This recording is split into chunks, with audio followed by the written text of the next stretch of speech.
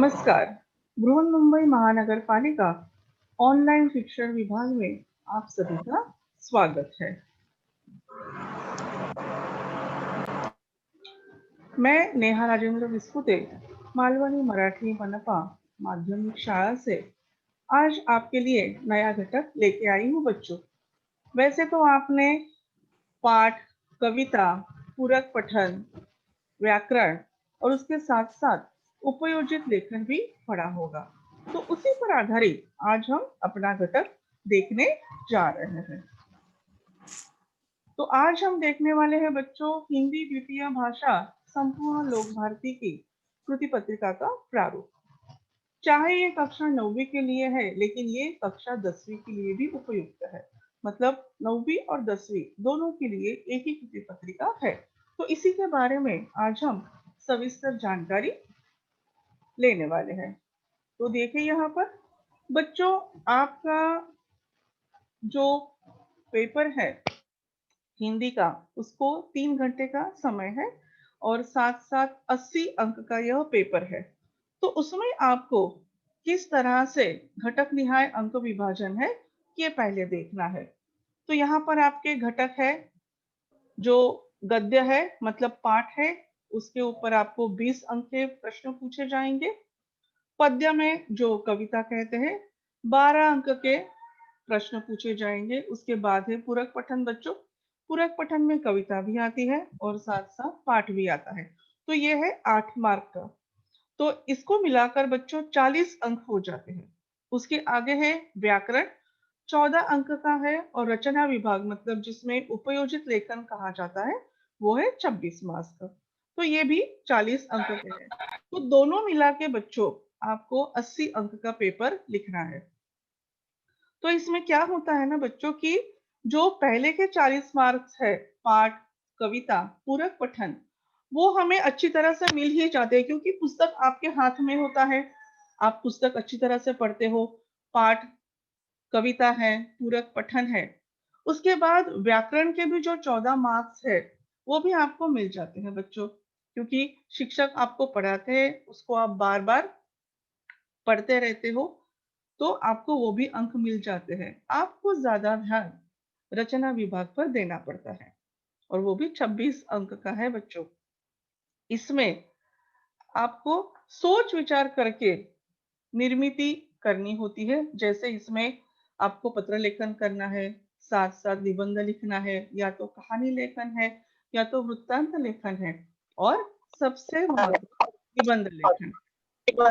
तो यहाँ पर आपको सोच विचार करके लिखना होता है। तो इसके लिए बच्चों आपको थोड़ा ज्यादा किताबें पढ़नी होती है।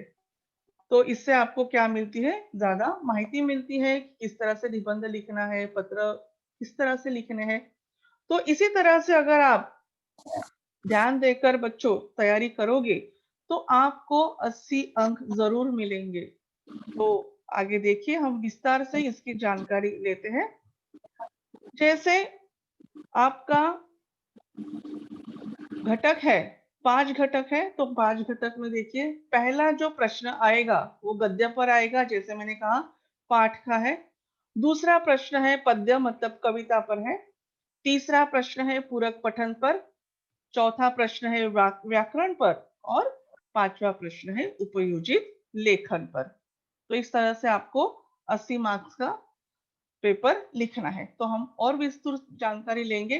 प्रश्न पहला, पाठ में आपको अ, आ और ई इस तरह से प्रश्न पूछे जाएंगे। अ को 8 गुण है, आ को 8 गुण है और ई को 4 गुण है। तो इस तरह से आपको 20 गुण मिलने वाले हैं।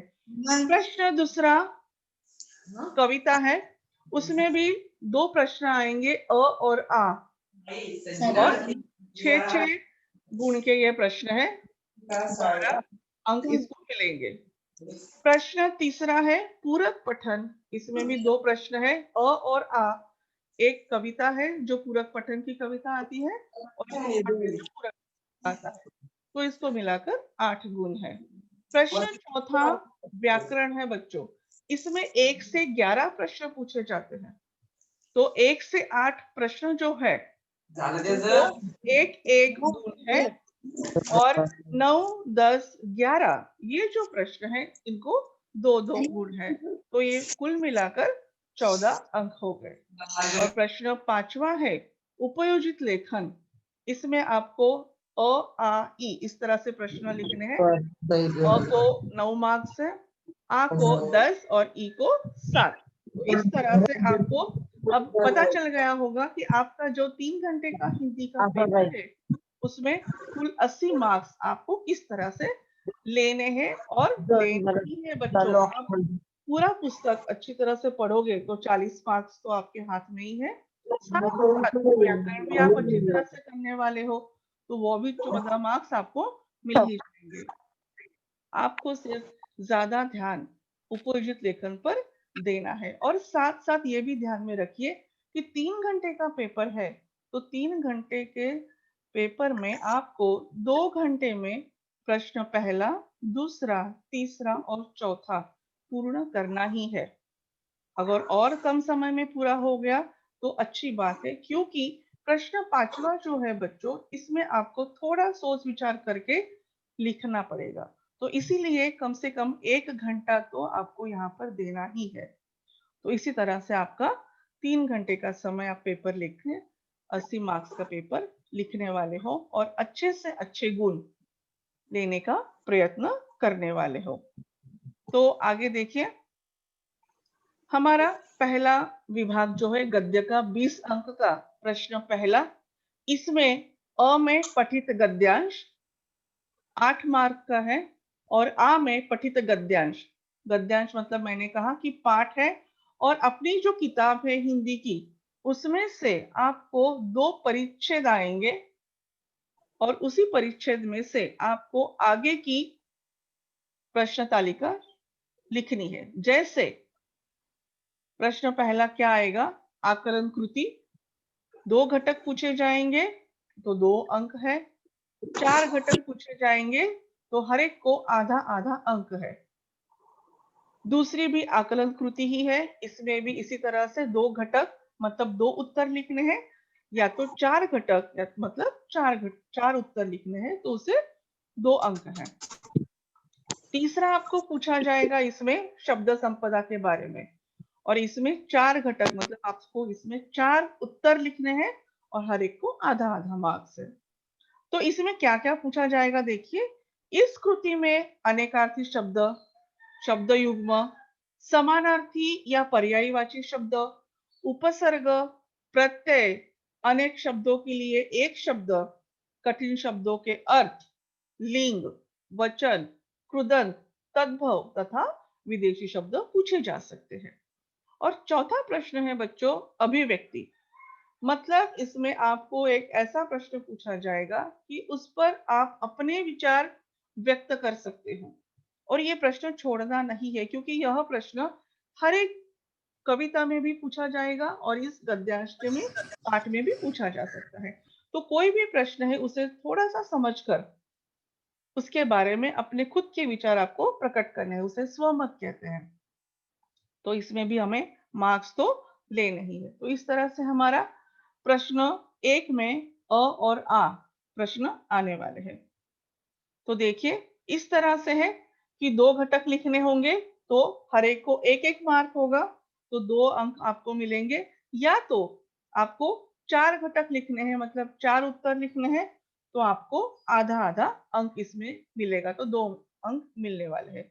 उसके बाद है शब्द संपदा कृति में, तो इसमें आपको वर्तनी के अनुसार शब्द लिखने हैं मतलब उत्तर लिखने हैं। तो देखिए यहाँ पे चुनांचे ऐसा लिखा है, तो इस तरह से आप क्या कर सकते हो कि यहाँ पे चुनांचे ये गलत लिखा है, ना पर पॉइंट आएगा तो चुनांचे वापस लिखना है। आंख जो है, आंख वापस लिखेंगे तो आप कैसा लिखेंगे, आ पर अर्धचंद्र आता है फिर बिंदु आता है।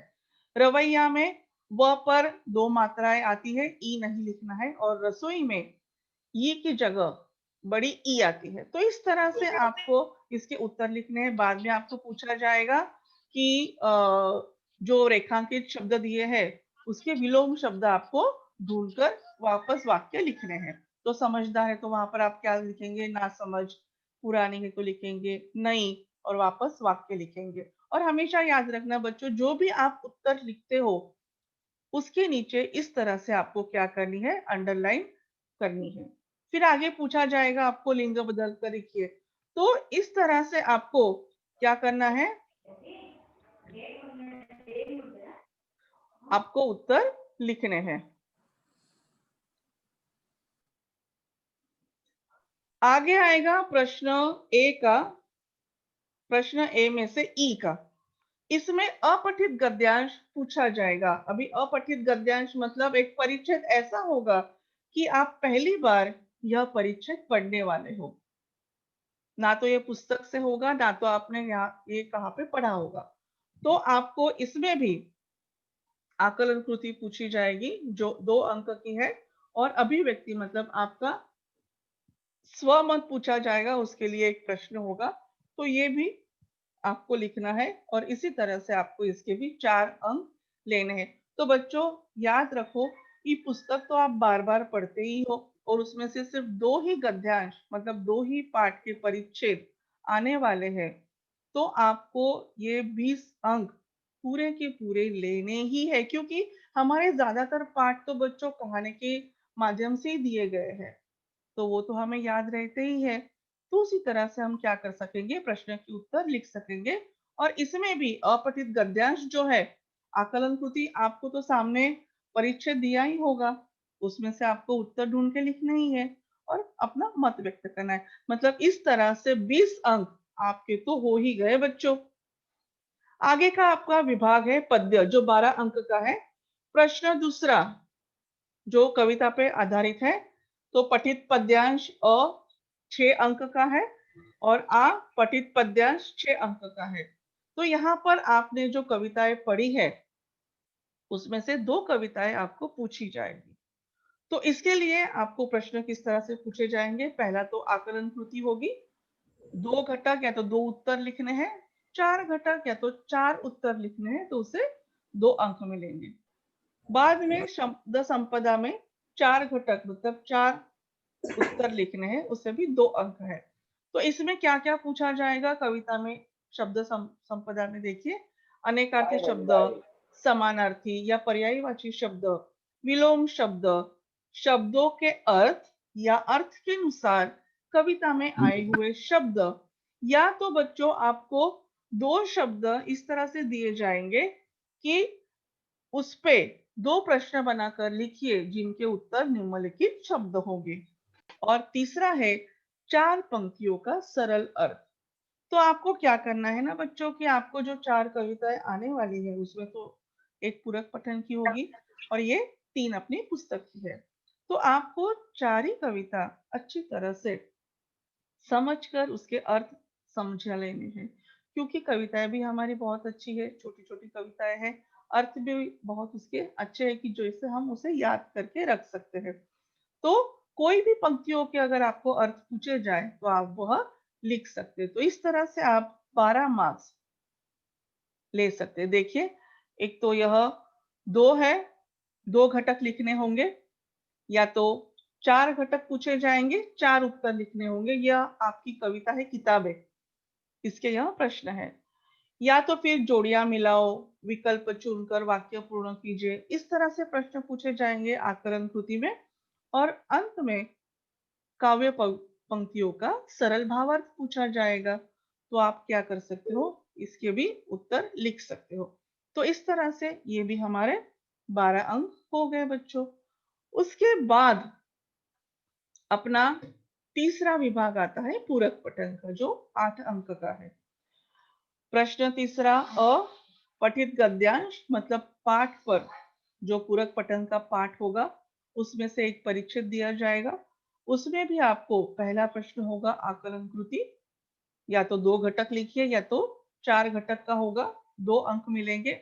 और साथ-साथ अपनी अभिव्यक्ति मतलब अपना स्वमत प्रकट करना है। तो इसके 2 अंक हैं। प्रश्न तीसरा में आ भी है तो वो पठित पद्यांश में पूछा जाएगा मतलब कविता पर पूछा जाएगा। तो इसमें भी आकलन कृति में 2 घटक मतलब 2 उत्तर है, या तो 4 घटक मतलब 4 उत्तर लिखने हैं और साथ-साथ आपको अभिव्यक्ति मतलब अपना स्वमत प्रकट करना है। तो बच्चों हमेशा याद रखो स्वमत कभी भी छोड़ना नहीं है। आप अपना विचार खुद व्यक्त करना हमें सीखना चाहिए और उसका उत्तर लिखना वहाँ पर ज़रूरी है। तो वहाँ पर अपना मत व्यक्त करने के लिए आपको कम से कम 2 या 3 वाक्य में उत्तर तो लिखना ही है। तो इस तरह से बच्चों हमारा पूरक पठन का भी विभाग यहाँ पर 8 अंक का है, तो ये 8 अंक भी आपको लेने ही है। तो पहले ये हो गए 20, उसके बाद 14 और ये 8। तो ये हमारे हाथ में ही है बच्चों, हमेशा हम तो पुस्तक या तो किताब हमारी पढ़ते ही रहते हैं।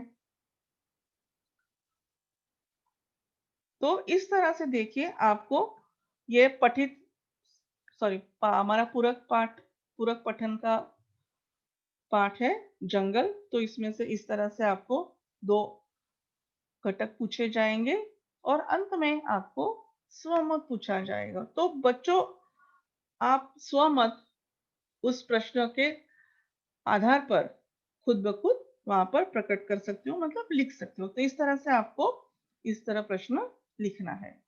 उसके आगे है बच्चों हमारा चौथा विभाग व्याकरण का जो 14 अंक का है। जैसे मैंने कहा कि 1 से 8 तक जो प्रश्न आने वाले हैं उसे 1-1 अंक मिलने वाला है और जो 9, 10 और 11 इस अंक के जो प्रश्न है उसे 2-2 अंक है। तो इस तरह से मिला के 14 और इसे भी लेना है बच्चों, ये छोड़ना ज़रा भी नहीं है। बहुत ही आसान है। आप 1-2 बार अगर इस व्याकरण को पूरी तरह से समझ लोगे, तो आप इसके पूरे उत्तर लेकर पूरे अंक ले ही सकते हो। तो देखिए, प्रश्न चौथा सूचनाओं के अनुसार कृतियाँ कीजिए। उसमें पहला प्रश्न आता है बच्चों शब्द भेद। तो आपको यही पूछा जाएगा शब्द भेद लिखिए। कोई एक वाक्य होगा, उस वाक्य के किसी एक शब्द के नीचे रेखांकित किया होगा मतलब अंडरलाइन दी होगी और आपको शब्द भेद पहचानना है। सिर्फ आपको यही कहा गया होगा शब्द भेद पहचानिए। तो उस शब्द को आपको पहचानना है कि वह शब्द संज्ञा है, सर्वनाम है या विशेषण है। तो आप तो यह जानते होंगे कि संज्ञा तो किसी व्यक्ति, वस्तु या चीज का नाम है, जगह का नाम उसे संज्ञा कहते हैं। सर्वनाम मतलब जो संज्ञा के लिए इस्तेमाल किया जाता है जैसे मैं, तुम, आप, हमने, हमारे, तो इसे सर्वनाम कहते हैं। और विशेषण मतलब कि जो संज्ञा के बारे में ज्यादा जानकारी देने वाला शब्द होता है उसे विशेषण कहते हैं। कि उदाहरण के तौर पर गंगा पवित्र नदी है, तो गंगा क्या हो गया? सर्वनाम हो गया। पवित्र यह क्या हो गया? विशेषण हो गया और नदी वापस संज्ञा हो गया। तो इस तरह से आपको बच्चों सिर्फ एक शब्द को पहचानना है और उसी शब्द को वापस अपने उत्तर पत्रिका में लिखकर उसके सामने फिर वो संज्ञा है, सर्वनाम है या विशेषण है, वो पहचान कर लिखना है। तो आपको 1 अंक ज़रूर मिलेगा। दूसरा प्रश्न है बच्चों इसमें कि 2 अव्यय शब्दों में से किसी एक शब्द का वाक्यों में प्रयोग करना है। हमारे 4 अव्यय हैं बच्चों, इसमें से किसी भी 4 ही अव्यय में से आपको 2 अव्यय शब्द दिए जाएँगे और उसमें से 1 शब्द का आपको वाक्य में प्रयोग करना है, तो उसे भी 1 अंक है। तीसरा प्रश्न है बच्चों संधि। इसमें 2 दी होगी आपको, 2 में से कोई एक पहचाननी है, तो उसमें विच्छेद भी करना है और संधि शब्द भी बनाना है। तो इसमें 2 घटक मतलब आपको 2 उत्तर लिखने हैं और उसे 1 अंक है। अगर आपने 1 ही लिखा तो आपको सिर्फ आधा ही अंक मिलेगा, इसीलिए 2 लिखना ज़रूरी है। चौथा प्रश्न है 2 में से कोई एक सहायक क्रिया पहचानना तथा उसका मूल रूप लिखना। वाक्य दिया होगा, आपको क्रिया जो होती है वो वाक्य के अंत में ही आती है बच्चों। तो वो कौन सी सहायक क्रिया है उसे पहचानना है, अंडरलाइन करना है और उसका मूल रूप जो है वो आपको लिखना है। तो देखिए इस तरह से आपको शब्द भेद में प्रश्न पूछे जाएंगे कि जैसे अधोरेखांकित शब्दों के भेद पहचाने। पहला वाक्य है, यह स्वदेश का दिया प्राण के समान है। तो दिया अंडरलाइन किया हुआ है। तो उत्तर में देखिए जातिवाचक संज्ञा लिखा है। दूसरा है, यह किसी शहीद का पुण्य प्राण दान है। तो पुण्य ये क्या हो गया, विशेषण हो गया। और तीसरा वाक्य जो है, हम तो दोपहर से ही इंतजार कर रहे थे। तो हम क्या हो गया, पुरुषवाचक सर्वनाम। लेकिन बच्चों आपको और आसानी से मैं कह देती हूँ, आसान करने के लिए, कि आपको सिर्फ उन शब्दों के आगे संज्ञा, विशेषण या सर्वनाम ही लिखना है। जातिवाचक, गुणवाचक, पुरुषवाचक ऐसे शब्दों का इस्तेमाल नहीं करना है। तो इस तरह से आपका ये शब्द भेद का प्रश्न आपको लिखना है। दूसरा होगा, अवयव का सार्थक वाक्यों में प्रयोग कीजिए। तो जहां यहाँ पर दिया हुआ है फौरन, तो उत्तर कैसा आएगा, नीरज छुट्टी लेकर फौरन घर पहुंचो। दूसरा है कि अरुणा को समझ नहीं आ रहा कि वह क्या करे। तीसरा, और मिक्की तोता और कुत्ता पालना चाहता था। तो देखिए आप यहाँ पर भी कि जो उत्तर है उसके नीचे इन्होंने यहाँ पे रेखांकित करके रखा है। तो उत्तर के नीचे आपको क्या करना है, रेखांकित करना है। तो इस तरह से आपको दिए हुए अवयव का वाक्यों में प्रयोग करना है। तीसरा आएगा, आपको कहा कि संधि विच्छेद। तो इस संधि विच्छेद में संधि तालिका पूर्ण करनी है। तो इस तरह से आपको प्रश्न पूछा जा सकता है कि संधि विच्छेद दिया हुआ है, तो आपको संधि और संधि भेद पहचान कर लिखना है। या तो संधि दी होगी तो आपको संधि विच्छेद या संधि भेद लिखना है। तो दो उत्तर यहाँ पर अपेक्षित ही है, तो ही आपको अंक मिलेंगे। तो यहाँ पर उत्तर दिए हैं, देखिए पहले में तो सुआगत ऐसे संधि विच्छेद दिया था, तो उसका उत्तर संधि क्या होगा, स्वागत, और संधि भेद है स्वर संधि। उसके बाद संकल्प दिया था, तो आपको संधि विच्छेद में सम अधिक कल्प और विसर्ग संधि है। महेश संधि दी होगी तो महा अधिक ईश संधि भेद है स्वर संधि। तो इस तरह से आपको संधि भेद की तालिका पूर्ण करनी है। और हमेशा याद रखना है बच्चों की, आप जब भी उत्तर के लिए इस तरह से कोष्टक तैयार करोगे, जिस तरह से पहला प्रश्न था या तो दूसरा प्रश्न है, पाठ पर आधारित है या तो कविता पे आधारित है, आकलन कृति में जब आप कभी भी आकृति अगर निकालोगे, तो उसके लिए सिर्फ और सिर्फ आपको अपने जो ब्लू बॉल पेन है उसी का ही इस्तेमाल करना है। ना तो पेंसिल लेनी है, ना तो कोई अलग किस्म की स्याही का इस्तेमाल करना है। जिस पेन से आप लिख रहे हो, ब्लू पेन से, उसी से ही आपको आकृति निकालनी है। और जिस तरह से आकृति आपको उस पेपर में पूछी गई है, उसी तरह से आपको आकृति करनी है। तो ये ध्यान रखना है आपको। आगे का प्रश्न है, सहायक क्रिया पहचान कर उसका मूल रूप लिखना है। यहाँ पर बच्चों सहायक क्रिया का वाक्यों में प्रयोग किया है। तो देखिए कि पहला वाक्य है, क्या तुम इस पर्वत पर चढ़ सकोगी। तो यहाँ पर सहायक क्रिया कौन सी हो गई, सकोगी, और इसका मूल रूप है सकना। दूसरे वाक्य में, मनन नौकरी के लिए दौड़ धूप करने लगा। तो सहायक क्रिया है लगा और मूल रूप है लगना। तीसरे में, जीतू रात भर रोता रहा। तो यहाँ पर रहा और उसका मूल रूप भी रहा ही है। तो इस तरह से आपको बच्चों ये 4 प्रश्न लिखने हैं। आगे में पांचवा प्रश्न जो आएगा, दो में से किसी एक प्रेरणार्थक क्रिया का प्रथम तथा द्वितीय रूप लिखना है। उसमें 2 उत्तर आवश्यक है, तभी आपको 1 अंक पूरा मिलेगा। छठा प्रश्न है, मुहावरे का चयन अथवा मुहावरे का अर्थ और वाक्यों में प्रयोग करना है। तो यहाँ पर बच्चों एक तो आपको मुहावरे दिए होंगे, तो आपको उसके सामने अर्थ और उसका वाक्य में प्रयोग करना है। या तो आपको यहाँ पर पर्याय दिया हुआ है कि आप क्या कर सकते हो, आपको कोई एक वाक्य दिया है, उस वाक्य में रिक्त स्थान रखा है और ऊपर कौंस में मुहावरे दिए होते हैं, उसको उसमें से सही मुहावरा आपको चयन करके उस वाक्य में लिखकर वाक्य पुनः लिखना है। तो इस तरह से यहाँ पर आपको छठा प्रश्न पूर्ण करना है, दोनों में से कोई एक ही लिखना है।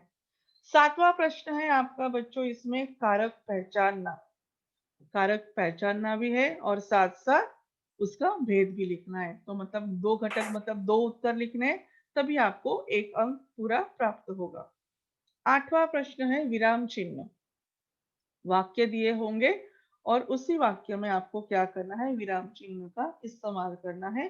2 विराम चिन्ह आपको पूछे वहाँ पे लिखने हैं, तो आपको 1 अंक ज़रूर मिलने वाला है।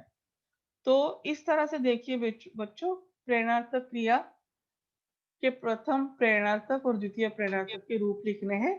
पहला है सुनना, तो उसका जवाब आएगा प्रथम प्रेरणार्थक में सुनाना और द्वितीय में आएगा सुनवाना। दूसरा है सीखना, सिखाना, सिखवाना। तीसरा है मिलना, मिलाना, मिलवाना। तो इस तरह से आपको प्रेरणार्थक क्रिया के प्रथम प्रेरणार्थक और द्वितीय प्रेरणार्थक रूप लिखने ही है। उसके बाद आएंगे बच्चों मुहावरों का, मैंने कहा तो यहाँ पर आपको सिर्फ दिख रहा है कि मुहावरों का वाक्यों में प्रयोग करना है, अर्थ भी लिखना है और वाक्यों में प्रयोग करना है। तो इसके लिए बच्चों आपको मुहावरे याद रखने हैं, उसके अर्थ क्या है ये भी समझकर वाक्य में लिखने का प्रयत्न करना ही है। आगे है कारक। 8 कारक है बच्चों। उन कारक को पहचान कर उसके सामने उसका भेद लिखना है। तो जैसे उन्होंने देखो यहाँ पर पहला वाक्य दिया हुआ है, यह स्वदेश का दिया प्राण के समान है। और उन्होंने पहले ही अंडरलाइन करके दिया है स्वदेश। तो आपको क्या करना है बच्चों कि अपने जो 8 कारक है, उस कारक के चिन्ह दिए हुए हैं, शब्द चिन्ह दिए हुए हैं, तो उससे आप तुरंत उसके भेद पहचान जाओगे। जैसे पहले वाक्य में यह स्वदेश का दिया प्राण के समान है, तो यहाँ पर चिन्ह कौन सा है, का। तो का आएगा तो उसका भेद कौन सा हो गया, संबंध कारक हो गया।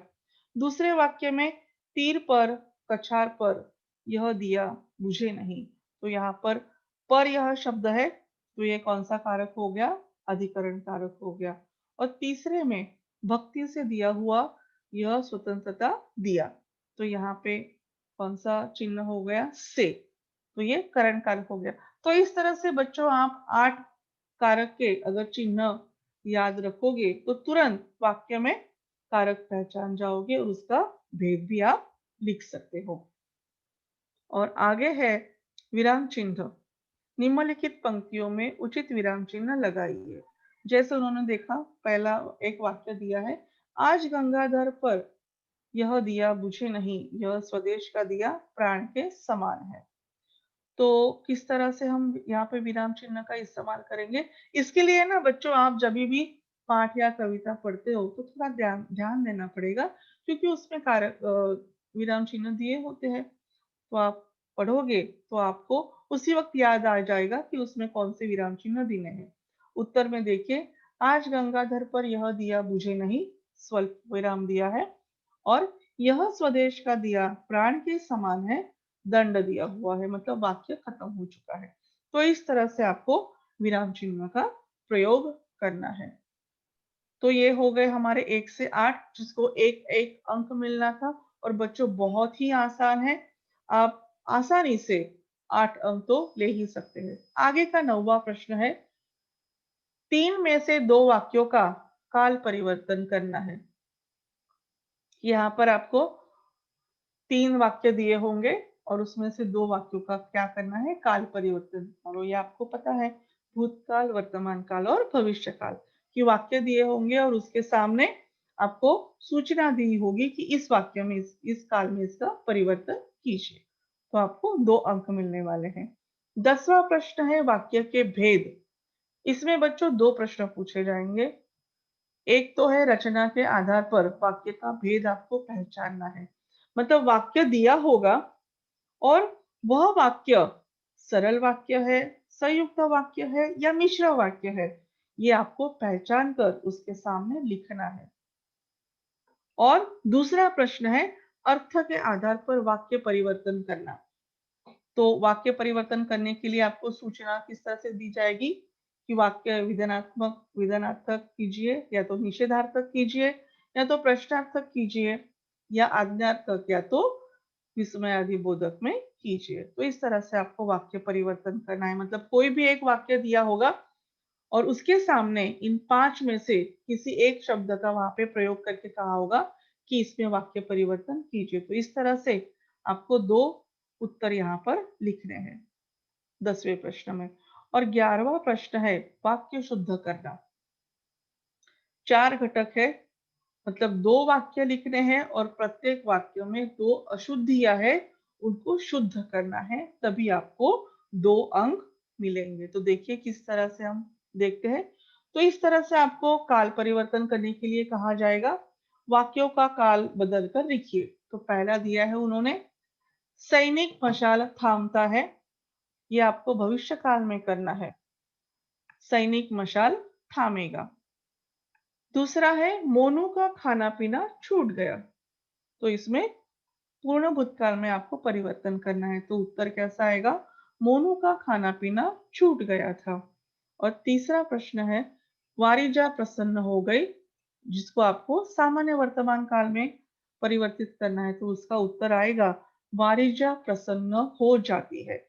तो इस तरह से आपको वाक्य परिवर्तन करने हैं, 2 करने हैं, तो आपको 2 अंक मिलेंगे।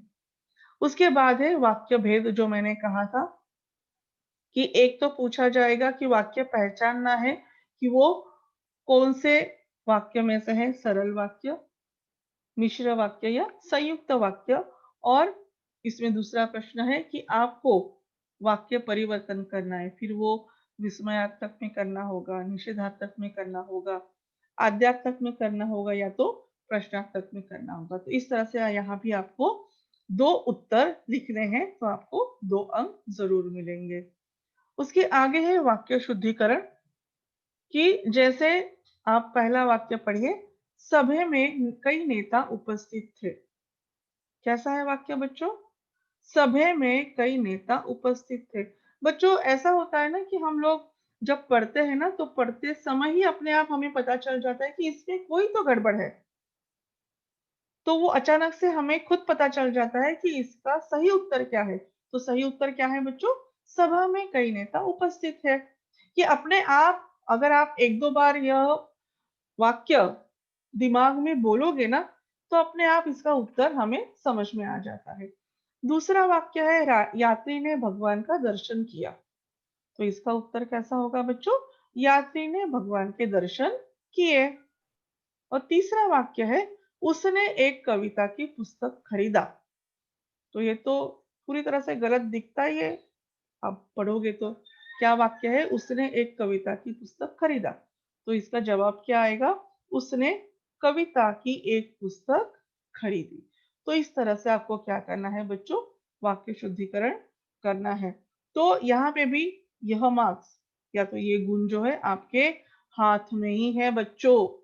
तो पहले के 20, उसके बाद 14, उसके बाद 8 और इसके बाद ये 14 अंक। तो ये तो हो गए, हमारे ही हो गए, और इसको तो लेने ही है, जरा भी छोड़ना नहीं है। ये हमारे हैं और हम लेके रहेंगे, यही आपको सोचकर पूरी किताब अच्छी तरह से आपको पढ़नी है। उसके बाद हमारा अंतिम प्रश्न आता है विभाग 5वां, रचना विभाग, उपयोजित लेखन, जो 26 अंक का है। तो इसमें पहला प्रश्न पत्र लेखन का आता है। तो इसमें 2 प्रकार के पत्र लेखन आपको दिए जाएंगे, उन दोनों में से किसी एक को आपको लिखना है। तो पहला है औपचारिक और दूसरा है अनौपचारिक।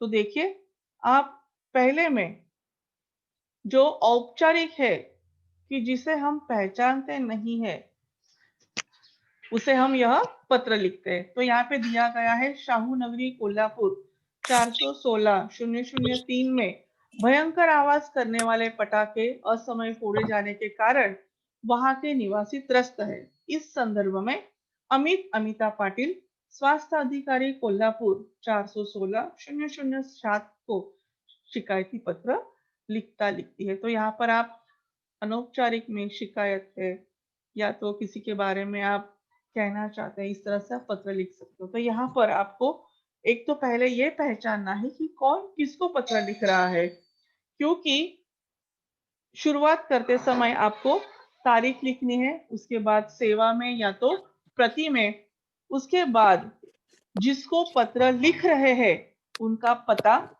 और उनका ईमेल आईडी लिखना है। उसके बाद विषय है, उसके बाद संबोधन करना है महोदय महोदया, इस तरह से। और फिर आपका जो विषय है उस विषय के बारे में आपको शुरुआत करनी है। और अंत में जो पत्र लिखने वाला है, यहाँ पे अमित या तो अमिता पाटिल पत्र लिख रही है, उनका पता और उनका ईमेल आईडी। तो इस तरह से बच्चों ये आपका हो गया औपचारिक पत्र लेखन हो गया। और दूसरा है अनौपचारिक पत्र लेखन। तो अनौपचारिक पत्र लेखन में हम लोग क्या करते हैं बच्चों कि देखिए यहाँ पर विषय कैसा है, 19 सरस्वती सदन गुरुवार पेट नागपुर 440-001 से धर्मेश अपने मित्र भावेश भावना को उसके जन्मदिन के अवसर पर बधाई पत्र लिखता है। तो यहाँ पर बच्चों ये पत्र हम किसे लिखते हैं, जिन्हें हम पहचानते हैं, जो हमारे मतलब मित्र है, माता पिता है, सगे संबंधी है, उन्हें मिलने के लिए या तो किसी अवसर पर आने के लिए या तो बधाई पत्र है। तो इस तरह से हम पत्र लिखकर उनका सम्मान करते हैं, उत्साह बढ़ाते हैं या तो आमंत्रण देते हैं। तो अभी आपको क्या करना है, विषय देखकर दोनों में से आपको जो भी लगता है कि आप लिख सकते हो वो पत्र लिखना है। इसके लिए आपको क्या करना होगा बच्चों, निबंध किताब है निबंध लेखन की, वो लेकर आपको देखना है, क्योंकि उसमें बहुत सारे इस तरह से पत्र लेखन दिए होते हैं। तो आपको पता चल जाएगा कि कौन से विषय में किस तरह से आप पत्र लिख सकते हो। तो इन दोनों में से आपको क्या करना है, कोई एक पत्र लिखना है और इसमें अच्छी तरह से लिखना है। और तो इसमें आपको कम से कम 4 मार्क्स तो आपको मिलने ही वाले हैं। सिर्फ विषय के आधार पर ही पत्र लिखना है और कुछ नहीं। इसमें दूसरा है प्रश्न गद्य आकलन, मतलब अपठित गद्यांश परिच्छेद दिया होगा और उसके ऊपर आधारित आपको 4 प्रश्न तैयार करने हैं। देखिए बच्चों कि कोई एक परिच्छेद दिया होगा और ये परिच्छेद आप पहली बार पढ़ रहे होंगे, और यह परिच्छेद पढ़ने के बाद आपको क्या करना है, प्रश्न तैयार करने हैं। 4 अंक है इसमें, 4 प्रश्न तैयार करने हैं, लेकिन मैं कहूंगी कि आप 4 से ज्यादा 6 या 7 प्रश्न लिखे तो अच्छा होगा। तो देखिए प्रश्न तैयार करने के लिए आपको प्रश्नार्थक शब्दों के जानने की बस जरूरी है, किसे, किसने, क्यों, किस लिए। तो इस तरह से आपको प्रश्न मालूम होने चाहिए। तो आप वाक्य पढ़कर उस वाक्य से आप क्या कर सकते हो, प्रश्नार्थक शब्द का इस्तेमाल करके प्रश्न तैयार कर सकते हो। तो ये भी अंक आपके ही है बच्चों।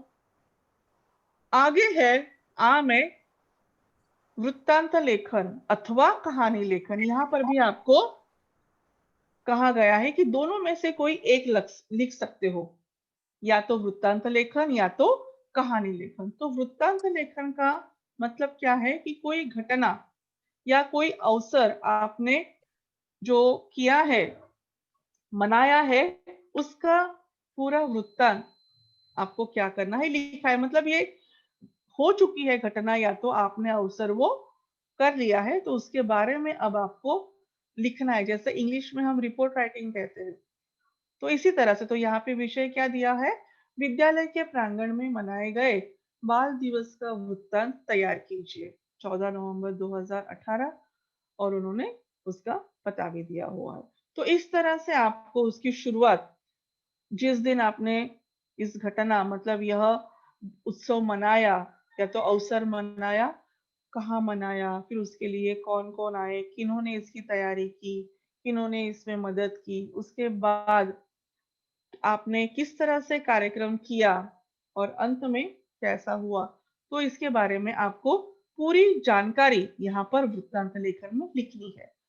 अथवा आपको क्या करना है, कहानी लेखन लिखनी है। कि कहानी लेखन में क्या करना है बच्चों, आपको यहाँ पर मुद्दे दिए होंगे और मुद्दों को पढ़कर सोच समझकर आपको क्या करनी है, कहानी लिखनी है। उसके लिए शब्द भंडार की भी जरूरत होती है। इसीलिए मैंने कहा कि निबंध लेखन की जो एक किताब मिलती है, अगर वो आप ले लोगे ना बच्चों, तो उसमें से आपको पत्र लेखन है, वृत्तांत लेखन है, कहानी लेखन है, निबंध लेखन है, सब कुछ पता चल जाएगा। आपको उसका अंदाजा आ जाएगा पढ़ने के बाद कि किस तरह से यह लिखा जा सकता है। तो यहाँ पर मैं कहना चाहती हूँ बच्चों कि वृत्तांत लेखन आप, मुझे लगता है मेरी तरफ से, कि आसानी से लिख सकते हो, क्योंकि आप चाहे तो कहानी भी लिख सकते हो, लेकिन क्या है ना बच्चों, यहाँ पर थोड़ा हमें सोचने का या विचार करने का समय लगेगा, और समय हमारे पास ज्यादा नहीं होने की वजह से मैं आपको कहूंगी कि शायद अगर हो सके तो वृत्तांत लेखन लिखिए। तो इसके भी अंक हमें मिलने ही वाले हैं। ये तो बहुत ही खूबसूरत है, मुझे तो ये बहुत पसंद है बच्चों। आ का दूसरा प्रश्न है विज्ञापन लेखन, जिसे हम एडवर्टाइज कहते हैं। तो इसमें भी आपको मुद्दे दिए जाएंगे। मुद्दों के आधार पर आपको क्या करना है, इस तरह से विज्ञापन तैयार करना है। अभी यहाँ पर कौन सा विज्ञापन दिया हुआ है, ड्राइवर चाहिए, यह विज्ञापन तैयार करना है। तो यहाँ पर इस तरह से आप क्या कर सकते हो, पूरी तरह से इसका इस्तेमाल कर सकते हो। और अगर यहाँ पर अपनी जो पुस्तकें होती है, पुस्तकों का मेला है या पुस्तकों का सेल है, अगर इस तरह से आपको विज्ञापन तैयार करना है, तो बच्चों आप आकर्षक रूप में भी कर सकते हो कि लिखे जाने के बाद आप दाएं और बाएं दोनों तरफ क्या कर सकते हो, पुस्तकों की चित्र निकाल सकते हो। टेबल, छोटा सा टेबल है और टेबल पर पुस्तकें रखी हुई है, इस तरह से भी चित्र दिखा सकते हो। या तो छाते के बारे में जाहिरात अगर करनी है, जो हम बरसात आती है उसमें इस्तेमाल करते हैं, तो उसके लिए भी हम क्या कर सकते हैं, छाते का भी चित्र निकाल सकते हैं। या तो आपकी छुट्टियां शुरू होने वाली है और आपके आसपास आपके विभाग में नाट्य शिविर लगने वाला है, यही जाहिरात अगर आपको करनी है, तो आप इसके लिए क्या इस्तेमाल करोगे बच्चों, दाएं और बाएं एक एक मुखौटा तैयार, एक एक मुखौटा का चित्र निकालोगे, एक हंसता हुआ मुखौटा और एक रोता हुआ या तो गुस्सा करता हुआ मुखौटा। तो इस तरह से आप विज्ञापन लेखन बहुत ही छोटे से छोटे शब्दों में लेकिन आकर्षक ढंग से पेश कर सकते हो। आप टीवी तो देखते ही होंगे, टीवी में तो सीरियल सीरियल की जगह या तो पिक्चर की जगह तो हम ज्यादा से ज्यादा क्या देखते हैं, विज्ञापन ही देखते हैं।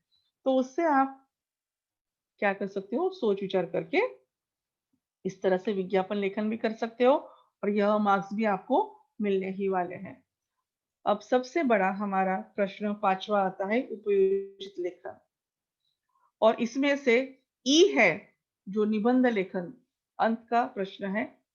तीन निबंध लेखन आपको, निबंध लेखन में तीन प्रकार दिए होंगे, तीन में से कोई आपको एक ही निबंध लिखना है जो आपको आसान लगे कि उस पर आप अपने विचार, अपने शब्द प्रकट कर सकते हो।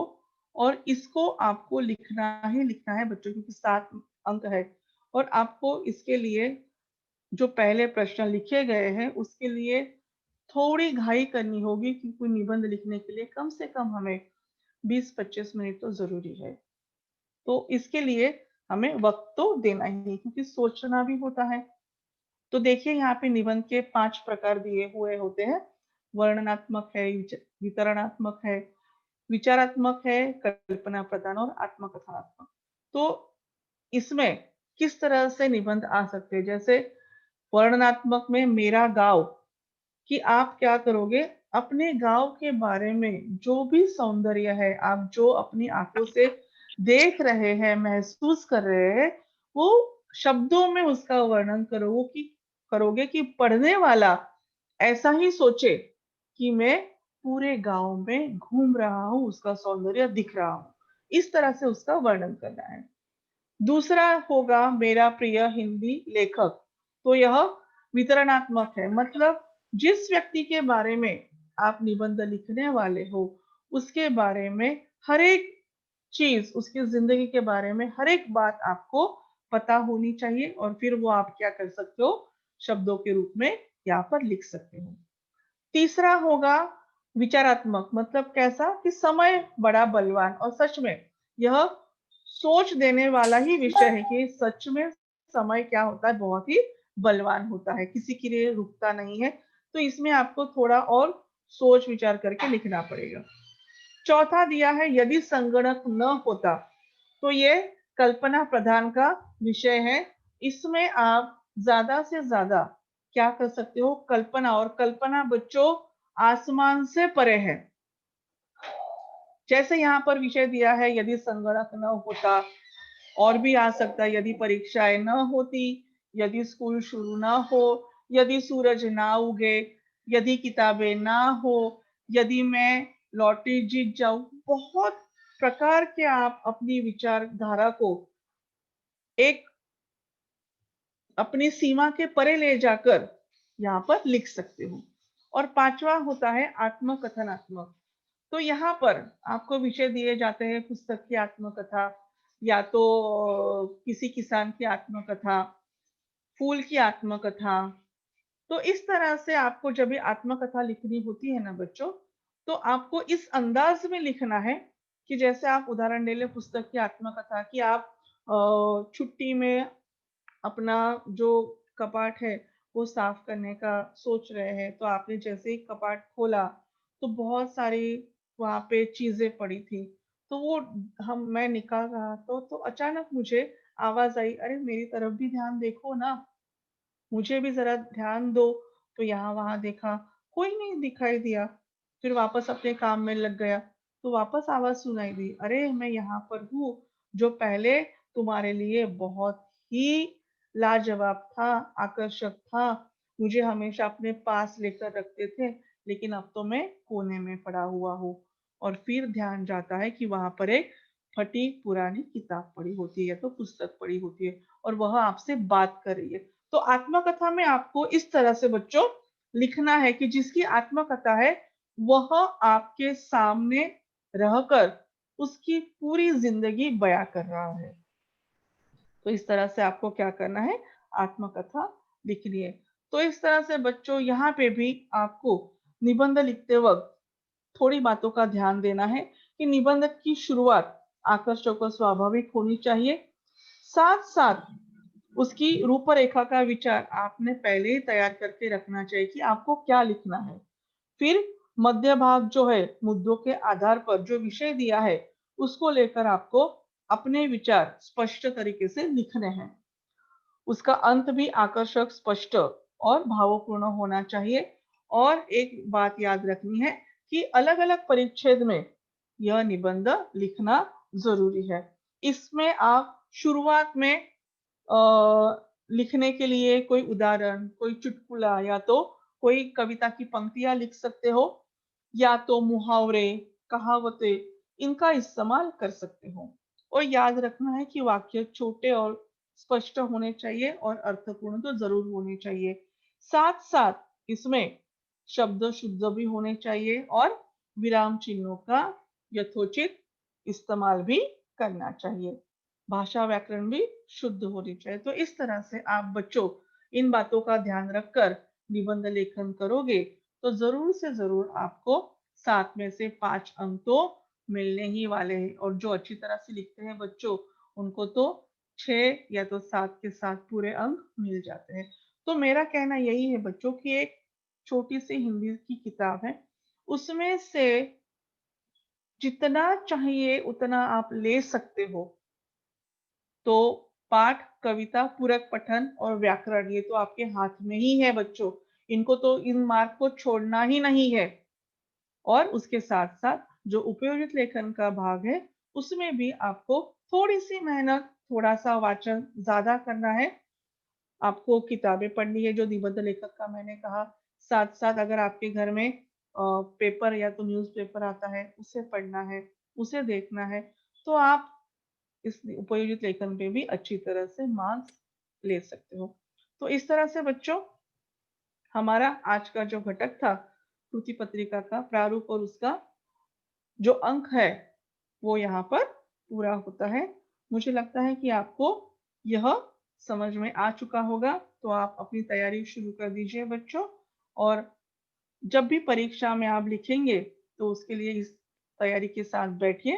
तो मेरी तरफ से आपको ऑल द बेस्ट। धन्यवाद। Thank you madam. Thank you teacher.